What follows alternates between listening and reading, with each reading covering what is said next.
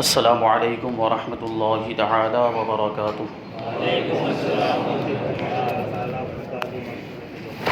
الحمد للہ رب العالمین والعاقبۃ للمتقین والصلاة والسلام علی سید الانبیاء والمرسلین وعلی آلہ واصحابہ اجمعین، اما بعد، فاعوذ باللہ من الشیطان الرجیم، بسم اللہ الرحمن الرحیم۔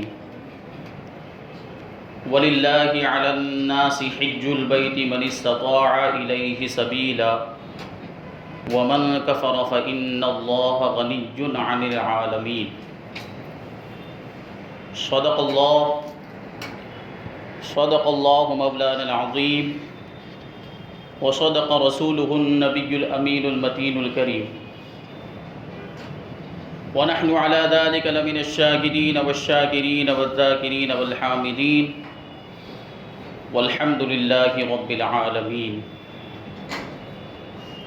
آئیے ہم اور آپ سب سے پہلے حضور سرور کائنات فخر موجودات باعث تخلیق کائنات احمد مجتبی محمد مصطفیٰ صلی اللہ علیہ وسلم کی بارگاہ بے کس پناہ میں جھوم جھوم کر درود و سلام کا نذرانہ عقیدت پیش کریں اور پڑھیں اللہم صلی علی سیدنا و مولانا محمد معدن الجود والکرم وآلہ الکرام وابنہ الکریم وبارک وسلم صلاۃ و سلاما علیک یا رسول اللہ صلی اللہ تعالی علیہ وسلم۔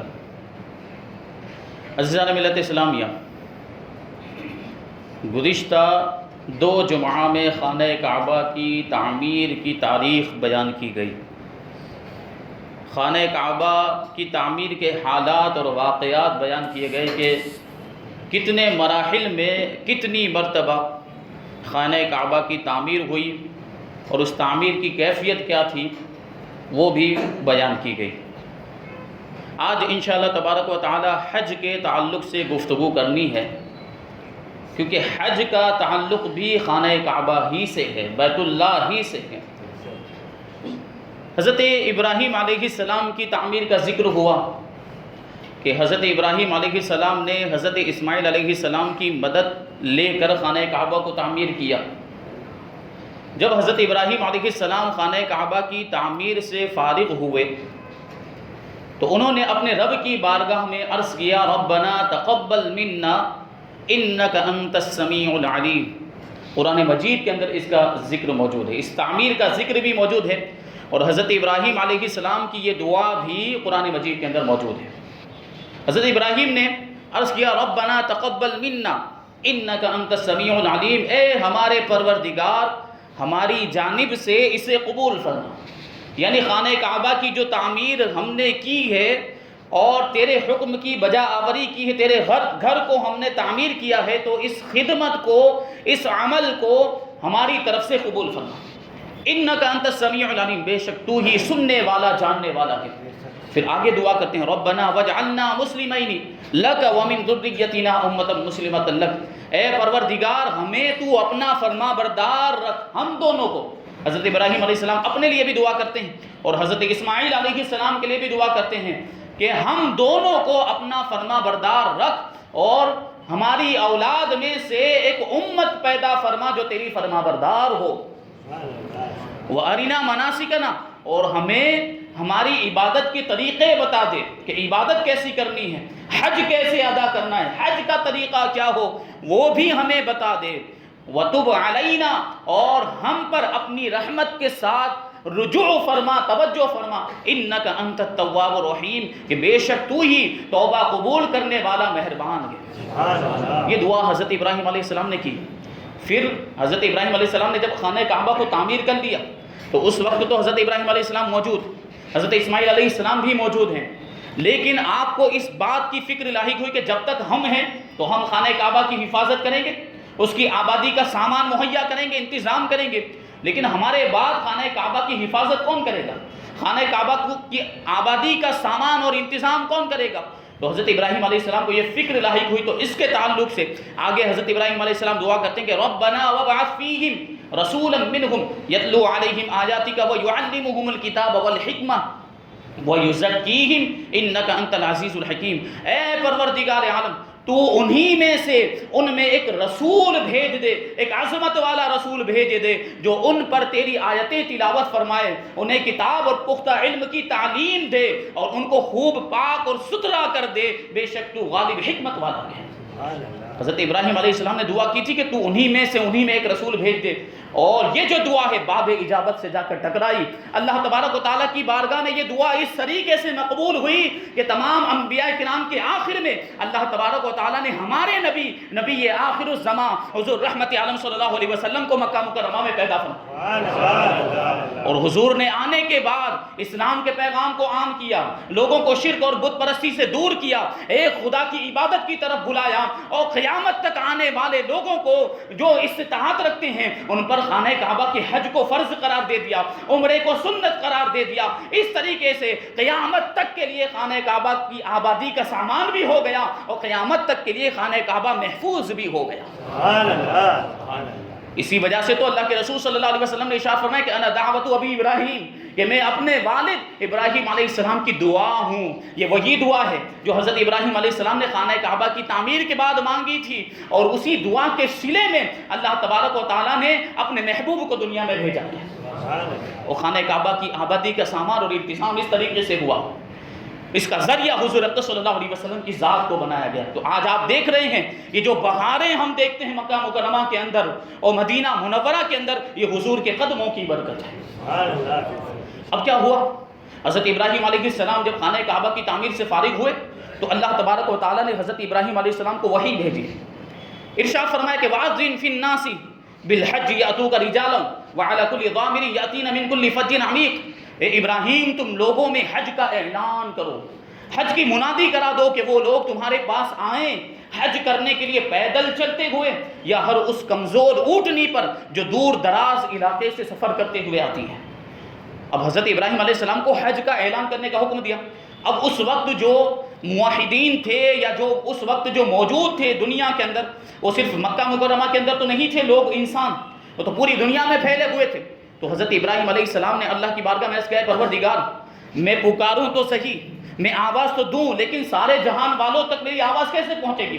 سارے جہان والے، میں مکہ مکرمہ میں ہوں، مکہ مکرمہ میں آواز دوں تو سارے جہان والے میری آواز کو کیسے سن سکتے ہیں؟ تو اللہ تبارک و تعالیٰ نے ارشاد فرمایا، اے ابراہیم، آواز دینا تمہارا کام ہے، پکارنا تمہارا کام ہے، اور سارے جہان والوں تک تمہاری آواز کو پہنچانا ہمارا کام ہے۔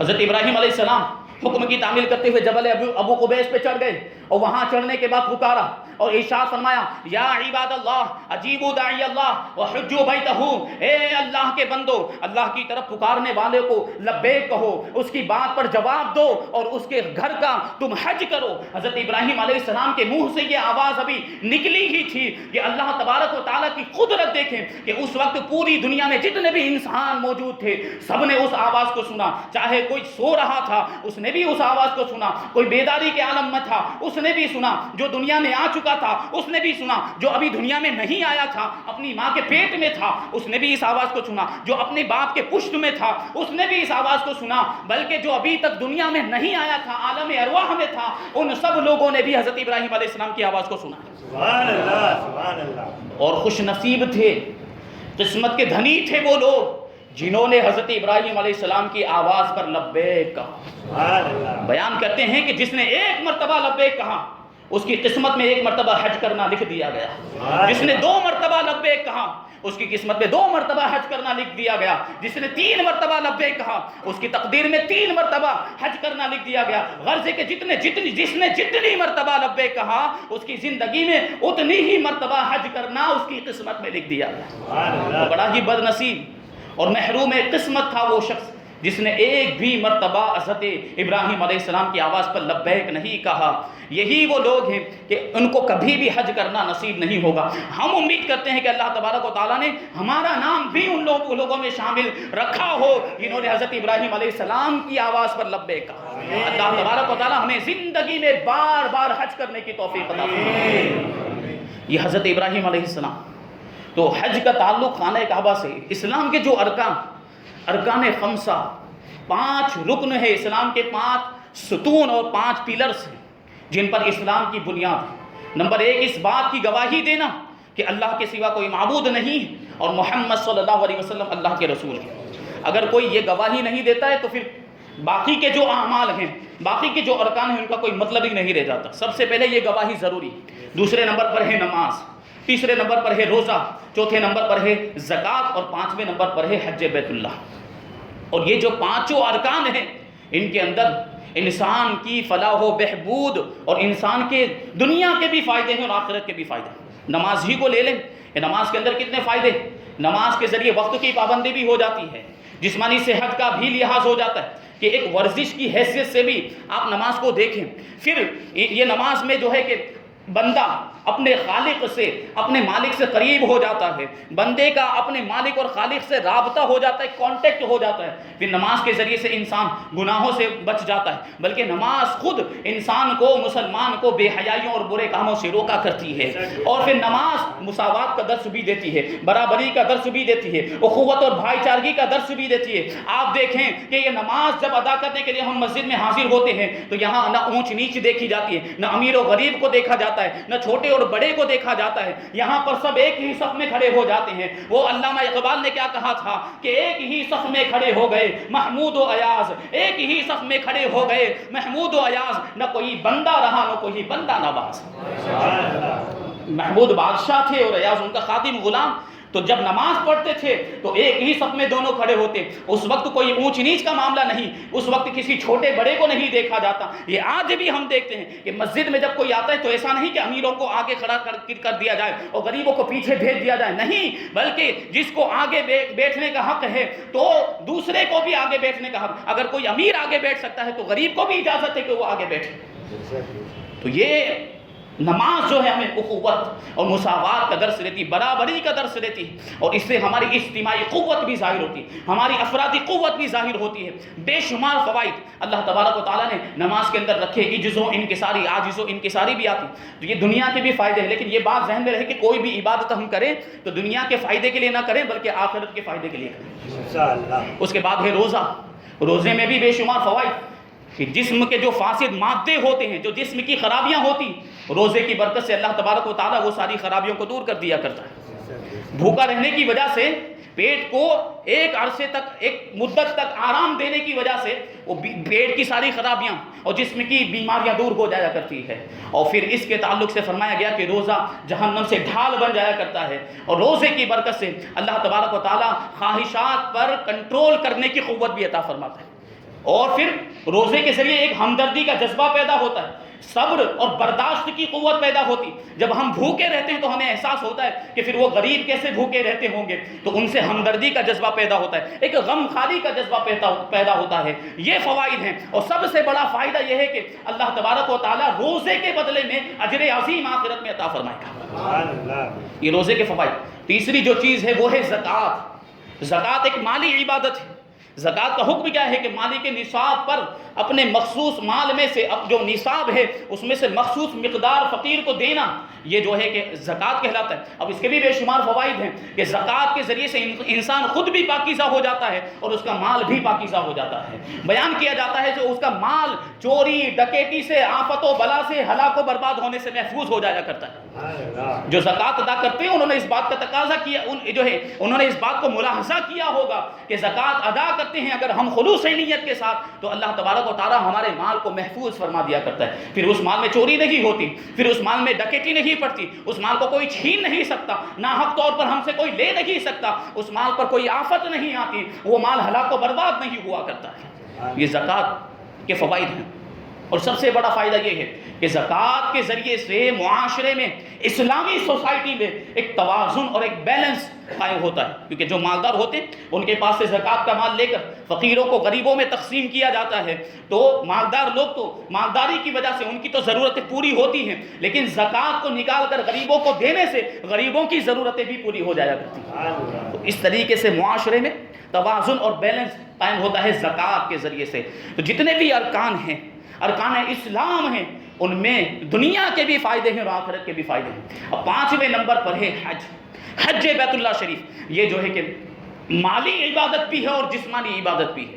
اس میں آدمی کو مال بھی خرچ کرنا پڑتا ہے کیونکہ سفر کرنا ہے، وہاں پہنچنا ہے، وہاں پہنچنے کے بعد وہاں کے اخراجات بھی دیکھنے ہیں، تو یہ مالی عبادت بھی اور جسمانی عبادت بھی ہے کہ وہاں جا کر جسمانی محنت بھی کرنی پڑتی ہے، جو طواف کرنا پڑتا ہے، سعی کرنی پڑتی ہے، وقوف عرفہ، وقوف مزدلفہ، یہ جو سارے جو مناسک ادا کیے جاتے ہیں اس میں جسمانی محنت کی بھی ضرورت پڑتی ہے۔ تو حج جو ہے یہ مالی عبادت بھی ہے اور جسمانی عبادت بھی ہے۔ نماز یہ صرف جسمانی عبادت ہے، روزہ یہ صرف جسمانی عبادت ہے، اور زکوٰۃ یہ صرف مالی عبادت ہے، لیکن حج کا معاملہ یہ ہے کہ اس میں دونوں کو جمع کر دیا گیا، یہ مالی عبادت بھی ہے اور جسمانی عبادت بھی ہے۔ اب حج کس پر فرض ہے؟ حج کے تعلق سے اللہ تبارک و تعالیٰ نے ارشاد فرمایا کہ وَلِلَّهِ عَلَى النَّاسِ حِجُّ الْبَيْتِ من استطاع الیہ سبیلا، کہ لوگوں پر اللہ کے لیے بیت اللہ کا حج کرنا فرض قرار دے دیا گیا، جو وہاں تک پہنچنے کی استطاعت رکھتے ہوں، جو طاقت رکھتے ہوں، تو جس کے اندر طاقت ہے اس پر لازم ہے، اس پر فرض ہے، جو اتنی استطاعت رکھتا ہے کہ وہاں پہنچ کر حج ادا کر سکے اور واپس بھی آ سکے تو اس پر حج کرنا فرض ہو جاتا ہے۔ اب اس میں جو بتایا گیا آیت کریمہ سے یہ بات بھی ثابت ہوتی کہ حج یہ صرف خانہ کعبہ ہی کا کیا جا سکتا ہے۔ اگر آپ سوچیں کہ یہاں سے ممبئی چلے جائیں یا یہاں سے احمد آباد چلے جائیں اور وہاں کی سب سے بڑی مسجد میں حاضر ہو کر حج کر لیں تو کیا حج ہوگا؟ حج نہیں ہو سکتا۔ حج یہ مخصوص ایام میں مخصوص ارکان کو مخصوص جگہوں پر ادا کرنے کا نام ہے، یہ مخصوص دنوں کے اندر ہی ہو سکتا ہے، اور مخصوص نماز کی طرح نہیں کہ کسی بھی جگہ پر آپ نماز پڑھ سکتے ہیں، کسی بھی مسجد میں نماز ادا کر سکتے ہیں، لیکن حج کے لیے ضروری ہے کہ آپ کو مکہ مکرمہ جانا ہی پڑے گا۔ خانہ کعبہ کا طواف یہ حج کے بنیادی ارکان میں سے ایک رکن ہے، خانہ کعبہ کا طواف کرنا ہے، وقوف عرفات کرنا ہے اور دیگر ارکان ادا کریں گے تبھی جا کے آپ کا حج ادا ہوگا، اس کے لیے بھی مخصوص ایام مقرر ہیں۔ ان کے علاوہ آپ اگر چاہیں کہ شعبان میں جا کر حج کر لیں یا رجب کے مہینے میں جا کر حج کر لیں تو حج نہیں ہو سکتا۔ ہاں عمرہ ہو سکتا ہے کہ عمرہ پورے سال میں کبھی بھی کیا جا سکتا ہے، عمرہ آپ کر سکتے ہیں، لیکن حج اس کے مخصوص ایام ہی میں ہو سکتا ہے۔ تو یہ حج ہے، اس کے تعلق سے اللہ تبارک و تعالیٰ نے ارشاد فرمایا کہ وَلِلَّهِ عَلَى النَّاسِ حِجُّ الْبَيْتِ مَنِ اسْتَطَاعَ إِلَيْهِ سَبِيلًا، تو حج کرنا یہ فرض ہے صاحب استطاعت لوگوں پر، جو لوگ حج کرنے کی طاقت رکھتے ہیں۔ اور پھر یہ بھی بات ہے کہ کیا حج کرنا ہر مسلمان پر فرض ہے؟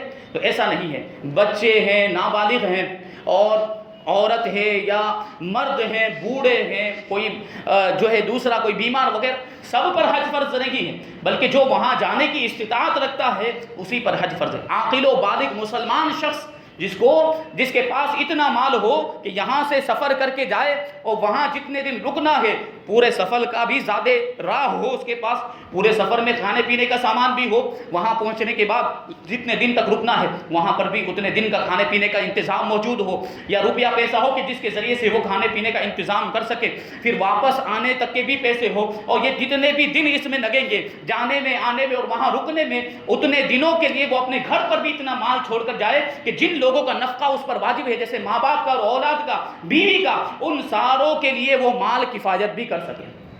اتنا مال ہو تو انسان پر حج کرنا فرض ہو جاتا ہے۔ اب ہمارے یہاں دیکھا کیا جاتا ہے کہ خود انسان پر حج فرض ہو چکا ہے، آدمی اس نے کمایا اور اتنا مال اس کے پاس جو ہے جمع ہو گیا کہ اب اس پر حج کی ادائیگی لازم، استطاعت پیدا ہو گئی کہ وہ جا کر آ سکتا ہے، لیکن کیا سوچا جاتا ہے ہمارے یہاں پر کہ پہلے امی کو بھیجیں گے، پہلے ابا کو بھیجیں گے، پھر خود جائیں گے۔ ایسا نہیں ہے عزیزان ملت اسلامیہ، جس پر حج فرض ہوا ہے پہلے اسی پر لازم ہے کہ وہ حج کرے۔ اگر ساتھ میں اور استطاعت ہے اسے تو اپنے ماں باپ کو بھی لے کر جائے، تو یہ نہیں ہو سکتا کہ خود حج فرض ہو گیا اور پہلے ماں باپ کو بھیج رہے۔ ہاں اگر ماں باپ کو مال دے کر ان کو مالک بنا دیتا ہے، حج کے جو بھی اخراجات ہیں وہ ماں باپ کو دے دیے اور ان کو مالک بنا دیا تو اب ان کے اوپر بھی حج فرض ہو جاتا ہے، لیکن وہ دینے کے بعد بھی اگر آدمی کے پاس، اولاد کے پاس اتنا مال موجود کہ وہ خود بھی حج کر سکتا ہے تو اس پر بھی لازم ہے کہ حج کے لیے تیاری کرے۔ اب یہ دیکھنا ہے کہ حج بیمار، جو شخص بیمار ہے وہ نہیں جا سکتا تو اسے رخصت دی گئی ہے۔ اسی طریقے سے راستہ اگر خوفناک ہے، راستے میں ڈاکوؤں کا، چوروں کا خوف ہے، یا راستے کے اندر موذی جانور ہیں جیسے شیر وغیرہ جو چیر پھاڑ کھائیں گے، تو ان کا خوف ہے، تب بھی حج سے رخصت ہے. یا کوئی شخص حج پر جانے کے لیے ایسے راستے کو اختیار کرتا ہے جہاں پر کھائیاں ہیں اور راستہ جو ہے کہ محفوظ نہیں ہے، تو وہاں بھی حج سے رخصت ہوا کرتی ہے. ایسے اللہ تبارک و تعالیٰ نے اسلام کے اندر آسانیاں رکھی ہیں. لا یکلف اللہ نفسا الا وسعها، کہ اللہ تبارک و تعالیٰ کسی بھی جان کو اتنی ہی ذمہ داری عطا فرماتا ہے جتنی اس کے اندر طاقت ہوا کرتی ہے. ہمیں نماز پڑھنے کا حکم دیا ہے تو نماز پڑھنے کی ہمارے اندر طاقت ہے، اور ہمیں روزہ رکھنے کا حکم دیا ہے تو اس وجہ سے کہ ہم روزہ رکھ سکتے ہیں. اسی وجہ سے بیمار کو روزہ نہ رکھنے کی بھی اجازت. کوئی مسافر سفر میں گیا تو چونکہ سفر کی مشقت ہوتی ہے تو اس کو روزہ چھوڑنے کی اجازت ہوتی ہے. تو اسلام نے اتنی ہی ذمہ داری ہمیں عطا فرمائی ہے جتنی ذمہ داری ہم ادا کر سکتے ہیں. تو یہ حج بھی اسی طریقے سے کہ جس کے اندر طاقت ہے اسی پر حج کو لازم قرار دیا ہے. تو وہ اسی طریقے سے اس میں ایک چیز یہ بھی آتی ہے کہ اگر حکومت کی طرف سے پابندی ہو، حکومت کی طرف سے اجازت نہیں مل رہی ہے، تو ایسی صورت میں حج سے رخصت ہوتی ہے. لیکن کوشش کرنا ہماری ذمہ داری ہے. اگر ہم پر حج فرض ہو چکا ہے، ہمارے اندر اتنی استطاعت اور طاقت آ گئی ہے کہ ہم حج کر سکتے ہیں، تو یہیں سے ہم پر لازم ہے کہ ہم کوشش کرنا شروع کر دیں. اسی سال ہی فارم بھر دیں. اگر اس سال نہیں ہو پایا تو آئندہ سال نہیں ہو پایا تو اگلے سال کبھی نہ کبھی تو اللہ تبارک و تعالی حج کی توفیق عطا فرما ہی دے گا. کوشش کرنا ہماری ذمہ داری ہے. تو یہ حج کے ضروری مسائل یہ بات ذہن میں رکھنا ضروری ہے کہ جس پر حج فرض ہو چکا ہے اسی پر لازم ہے کہ پہلے وہ کریں. اب ایک مرتبہ حج کر چکے تو حج جو ہے کہ زندگی میں ایک ہی مرتبہ فرض ہوتا ہے. پھر بعد میں اگر حج کریں گے تو وہ نفلی حج ہوگا. تو ایک مرتبہ اگر ہم نے حج کر لیا تو پھر اپنے ماں باپ کو چاہے تو بھیج دیں، اپنے رشتہ داروں کو چاہے تو بھیج دیں، اپنی اولاد کو بھیج دیں جو بالغ اولاد ہوں، اپنی بیوی کو ساتھ میں لے کر جائیں، محرم کے ساتھ یا محرم کے ساتھ بھیجیں، کیونکہ عورت بغیر محرم کے سفر نہیں کر سکتی، اس کے ساتھ کوئی نہ کوئی اس کا محرم ہونا ضروری ہے. تو یہ بات بھی ذہن میں رہی. چند ضروری مسائل. یہ حج اتنی فضیلت والی عبادت ہے کہ جو بندہ اس کی استطاعت رکھتا ہے اور خلوص نیت کے ساتھ صحیح طور پر جو اس کے ارکان ہیں وہ ادا کرتا ہے تو اللہ تبارک و تعالیٰ ایسے حاجی کے گناہوں کی مغفرت فرما دیا کرتا ہے. حدیث پاک مشکاۃ شریف کی حدیث، اللہ کے رسول صلی اللہ علیہ وسلم نے ارشاد فرمایا کہ من حج للہ فلم یرفث ولم یفسق رجع کیوم ولدتہ امہ، کہ جس نے اللہ کے لیے حج کیا، اللہ کے لیے خالص ثواب کی نیت سے حج کیا اور حج کے دوران نہ اس نے کوئی فحش کلامی کی، کوئی گندے الفاظ اپنی زبان پر لایا، نہ ہی کوئی گناہ کا کام کیا، تو وہ جب لوٹے گا تو اس دن کی طرح ہوگا جس دن اس کی ماں نے اسے جنم دیا تھا. یعنی گناہوں سے بچہ جب پیدا ہوتا ہے تو گنہگار ہوتا ہے، اس پر کوئی گناہ نہیں ہوتا. تو اگر کوئی اس طریقے سے حج کر لے کہ اس کے پورے حقوق کی ادائیگی بھی کرے تو وہ جب حج کر کے لوٹے گا تو اس کے گناہ اس طریقے سے جھڑ جایا کرتے ہیں گویا کہ آج ہی وہ پیدا ہوا.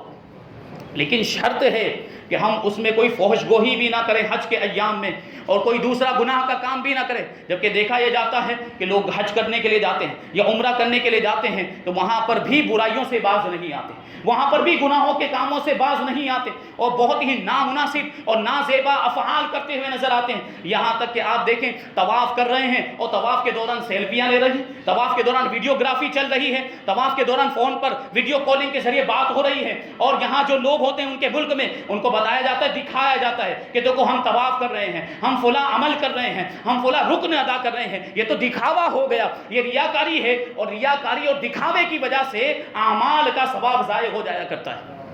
تو اس کے آداب کا بھی خیال رکھیں. ہم طواف کر رہے ہیں تو اس پورا ذہن، ہمارا پورا دھیان اور پوری توجہ اسی عبادت کے اندر ہونی چاہیے. اب دیکھا جاتا ہے تو مدینہ منورہ کے اندر سنہری جالیوں کے سامنے ہیں اور وہاں پر بھی سیلفیاں لے رہے ہیں، وہاں پر بھی ویڈیوگرافی ہو رہے، زور زور سے چلا رہے ہیں، زور زور پر فون پر باتیں کرتے ہوئے نظر آتے ہیں.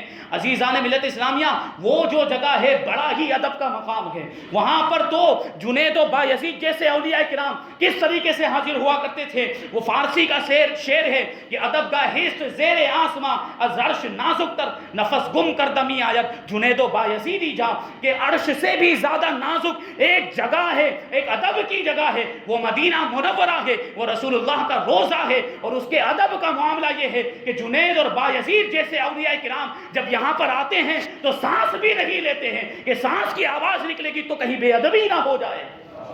ایسا ادب کا مقام ہے. اور وہاں پہنچنے کے بعد ہمارے بھائی کیسے الٹے سیدھے کام کرتے ہوئے نظر آتے ہیں. عزیزان ملت اسلامیہ، یہ سب نہ کریں.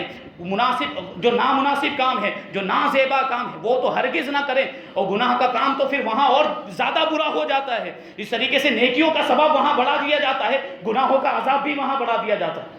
تو یہ جو بشارت دی گئی ہے، یہ جو خوشخبری دی گئی ہے کہ یہ جو حج کرتا ہے اس کے گناہوں کی مغفرت ہو جاتی، یہ اسی کے لیے ہے جو حج کے حقوق کو بھی پورے طور پر ادا کرتا ہے۔ وہ حج کے ایام میں سارے گناہوں سے، صغیرہ کبیرہ سب گناہوں سے، بلکہ نامناسب اور نازیبا افعال سے بھی بچتا ہے۔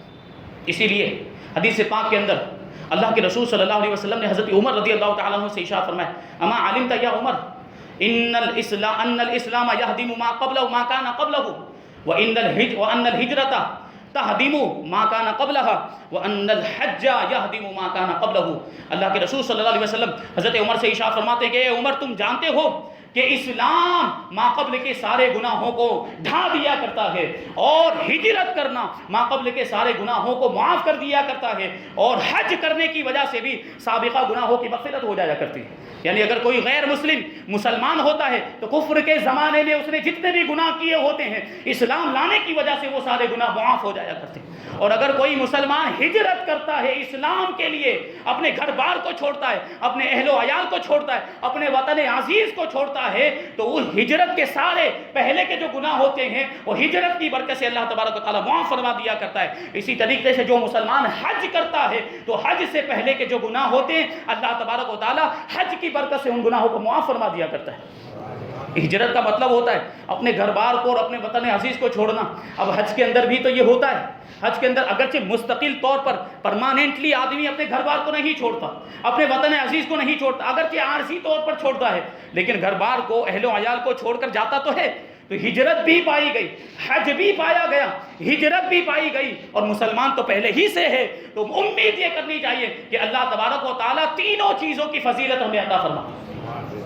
اسی وجہ سے حدیث پاک کے اندر، زواجر کے اندر یہ حدیث ہے کہ الحج یغسل الذنوب کما یغسل الماء الدرن، کہ حج گناہوں کو اس طریقے سے دھو دیا کرتا ہے جس طریقے سے پانی میل اور کچیل کو دھو دیا کرتا ہے۔ مشکاۃ شریف کی حدیث، اللہ کے رسول صلی اللہ علیہ وسلم نے ارشاد فرمایا اذا لقيت الحاج فسلم عليه وصافحه ومره ان يستغفر لك قبل ان يدخل بيته فانه مغفور له، کہ جب تمہاری کسی حاجی سے ملاقات ہو جو حج کے سفر سے واپس آ رہا ہو تو اس سے ملاقات کرنا اور اسے سلام کرنا اور اس سے کہنا کہ وہ تمہارے لیے مغفرت کی دعا کرے اس کے گھر میں داخل ہونے سے پہلے، کیونکہ وہ بخشا ہوا ہے، اس کے گناہوں کی بخشش ہو چکی ہے حج کی برکت سے۔ اللہ تبارک و تعالیٰ حج کی وجہ سے، ایک اور حدیث پاک میں ہے کہ العمرۃ الی العمرۃ کفارۃ لما بینہما والحج لیس له اجر الا الجنہ، او کما قال علیہ السلام، کہ ایک عمرہ دوسرے عمرے تک درمیان کے سارے گناہوں کے لیے کفارہ ہو جایا کرتا ہے، اور حج کا ثواب جنت کے علاوہ دوسرا کچھ عمل، دوسری کوئی چیز ہی نہیں۔ حج کا ثواب تو صرف جنت ہی ہے۔ حج مبرور، حج مقبول اگر ہو جائے تو پھر جنت ہمارے لیے جو ہے کہ مقدر ہو جاتی ہے، جنت لکھ دی جاتی ہے، کیونکہ حج مبرور کی برکت سے اللہ تبارک و تعالی ہمارے صغیرہ گناہوں کو بھی معاف فرما دیتا ہے اور کبیرہ گناہوں کو بھی معاف فرما دیتا ہے۔ اور یہ جو گناہ ہوتے ہیں یہ کیسی شکل میں ہوتے ہیں؟ روایتوں میں آیا، نزہۃ المجالس کی یہ روایت ہے، یہ واقعہ ذکر کیا گیا کہ ایک بزرگ حج کرنے کے لیے تشریف لے گئے۔ اب حج کے ارکان سے فارغ ہونے کے بعد وہ میدان عرفات سے واپس ہو رہے تھے کہ مزدلفہ میں پہنچے، انہیں یاد آیا کہ ان کے روپیوں کی جو تھیلی تھی وہ میدان عرفات میں ہی بھول آئی، میدان عرفات ہی میں رہ گئی۔ تو اب چونکہ روپیوں کی تو سفر میں بہت زیادہ ضرورت پیش آتی، اس کے بغیر کام ہی نہ چلے، تو وہ بزرگ جو تھے، یہ اللہ والے ہوتے ہیں کہ جو ایسی چیزوں کو بھی دیکھ لیتے ہیں جو عام انسانوں کو نظر نہیں آتی۔ اب یہ جو بزرگ تھے وہ اپنی تھیلی لینے کے لیے واپس میدان عرفات میں گئے، تو منظر دیکھنے کے بعد ان کی حیرت کی انتہا نہ رہی۔ وہ کیا دیکھتے ہیں کہ میدان عرفات کے اندر، میدان عرفات پورا بندروں اور سوروں سے بھرا ہوا، اور اتنی کثرت کے ساتھ بندر اور سور موجود تھے کہ آپ خوف زدہ ہو گئے، آپ پر ایک خوف کی اور ڈر کی کیفیت طاری ہو گئی، گھبرا گئے۔ تو ان بندروں میں سے جب کچھ بندروں نے آپ کو دیکھا کہ آپ گھبرا رہے ہیں تو ایک بندر آپ سے گویا ہوا۔ یہ بندر ہر کسی کو نظر نہیں آتے، یہ سور جو تھے وہ نظر نہیں آتے۔ وہ آپ سے کہنے لگا بندر کہ اے بزرگ، گھبرانے کی بالکل بھی ضرورت نہیں ہے، فکر کرنے کی بالکل بھی ضرورت نہیں ہے، ہم حاجیوں کے وہ گناہ ہیں جو ہمیں یہاں پر چھوڑ کے گئے ہیں اور خود صاف و شفاف ہو کر اپنے گھروں کی طرف روانہ ہو گئے۔ یہ گناہ بندروں کی شکل میں آ جاتے ہیں، سوروں کی شکل میں آ جاتے ہیں، وہ گناہ حج کرنے کی وجہ سے جھڑ جایا کرتے ہیں۔ ان گناہوں کو ان بزرگ نے میدان عرفات کے اندر بندروں اور سوروں کی شکل میں دیکھا۔ یہ حج کی برکتیں، اللہ تبارک و تعالیٰ کی بارگاہ میں دعا کرتے ہیں کہ اللہ تبارک و تعالیٰ ہمیں زندگی میں بار بار حج اور عمرہ کرنے کی توفیق عطا فرمائے، اور اس کے حقوق کے ساتھ جس طریقے سے حج کو ادا کرنا ہے اس کے سارے حقوق کے ساتھ ہمیں حج ادا کرنے کی توفیق عطا فرمائے، اور اسی حج کو ہمارے گناہوں کی مغفرت کا ذریعہ بنائے۔ پھر حج کے آنے کے بعد یہ بھی ہوتا ہے، حج سے آنے کے بعد پھر وہی ہماری پہلے والی زندگی، پہلے والا روٹین ہم شروع کر دیتے ہیں، وہی گناہوں کا معاملہ، وہی روش، ایسا نہ ہو بلکہ حج سے آنے کے بعد اس کے تقاضوں کو بھی پورا کریں، یعنی حج سے آنے کے بعد گناہوں سے بچیں، نیکیوں کے کام کریں، تاکہ جو ثواب ہمیں ملا ہے وہ ثواب ہمارا ضائع نہ ہونے پائے۔ اللہ تبارک و تعالی ہمیں اس کی بھی توفیق عطا فرمائے۔ اب ایک ضروری اعلان سماعت فرمائیں۔